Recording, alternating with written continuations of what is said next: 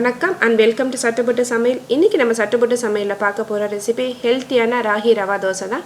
ரவா தோசைனா எப்பவுமே நம்ம மைதா மாவு ஆட் பண்ணி தான் பண்ணுவோம். இது வந்து ராகி மாவு ஆட் பண்ணி எப்படி பண்றதுன்னு பார்க்க போறோம். அது வீட்ல இருக்கிற சிம்பிளான இன்கிரிடியன்ட்ஸ் வச்சு எப்படி குயிக்கா செய்யலாம்ன்றதையும் பார்க்கலாம். அதுக்கு முன்னாடி இந்த சேனல் ஃபர்ஸ்ட் டைம் பார்க்குறவங்களா இருந்தீங்கன்னா இந்த சேனல் லைக் பண்ணுங்க, Subscribe பண்ணுங்க, பக்கத்துல இருக்க பெல் பட்டனை கிளிக் பண்ணுங்க. வாங்க இப்போ எப்படி செய்யறதுன்னு பார்க்கலாம். ராகி ரவா தோசை செய்யறதுக்கு ராகி மாவு 3 கப் அளவு, ரவை 1.5 கப், அரிசி மாவு 1.5 கப், உப்பு, எண்ணெய் தேவையான அளவு, ஜீரகம் 1 டீஸ்பூன், மிளகு 1/2 டீஸ்பூன். இப்போ ராகி மாவு வந்து இந்த இதில் வந்து 3 கப் அளவு எடுத்திருக்கேன். நீங்கள் எந்த கப் யூஸ் பண்ணுறீங்களோ அந்த கப்பை மெஷர்மெண்ட் தான் எடுக்கணும். போட்டுருவேன். ராகி மாவு 3 கப்பு, இது ஆல்ரெடி அளந்து வச்சுருக்கிறது. நெக்ஸ்ட் இதே கப்பில் 1.5 கப்பு பச்சரிசி மாவு எடுத்து வச்சுருக்கேன்.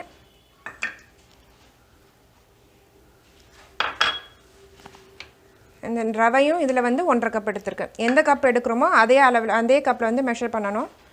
இதெல்லாம் போட்டாச்சு. இது கூட இப்போ ஜீரகம் 1 டீஸ்பூன் ஜீரகம் போட்டுக்கலாம். உங்களுக்கு இன்னும் தேவைப்பட்டால் எக்ஸ்ட்ரா வேணும் போட்டுக்கலாம். பெப்பர் வந்து உடச்சி வச்சுருக்கேன், ஒன்றும் பாதியமாக உடச்சி வச்சுருக்கேன். அது வந்து 1/2 டேபிள் ஸ்பூன் போடணும்.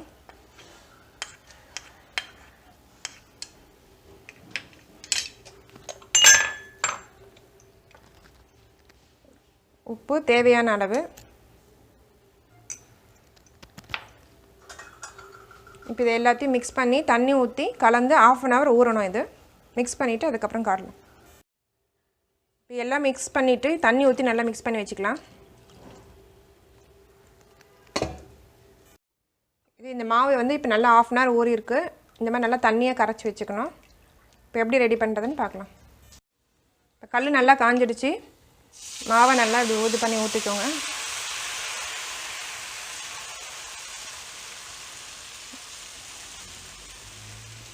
இப்போ இந்த மாவுலேயே வந்து நம்ம 1 ஸ்பூன் தயிர் வேணும்னா கூட கலந்துக்கலாம், கொஞ்சம் புளிப்பு தன்மை வேணும்னா. அப்புறம் இதிலே வந்து பச்சை மிளகாய் தேவைப்படுறவங்க ஆட் பண்ணிக்கோங்க.